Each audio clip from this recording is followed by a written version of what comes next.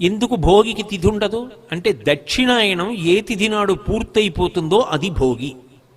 దానికి ఒక్కదానికే మినహాయింపు పంచాంగంలో, అది తిథితో చెప్పరు.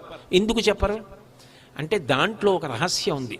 భోగి పండగ నాడు ఏం చేయాలి? భోగం అనుభవించాలి. పొంగల్ పొంగల్ అంటూ ఉంటారు.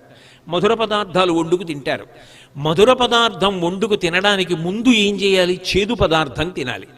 తాను స్వార్థం అనుభవించాలంటే తీయగా ఉంటుంది, కష్టపడడం చేదుగా ఉంటుంది. చేదు ప్రయత్నపూర్వకంగా తిను. అంటే కష్టపడడాన్ని జీవితంలో అలవాటు చేసుకో. కష్టపడి బ్రతకడం అలవాటు చేసుకో. నువ్వు ఆరుగాలం కష్టపడ్డ తర్వాత పంట ఇంటికి వచ్చిన తర్వాత పొంగల్ పాయసం తిను.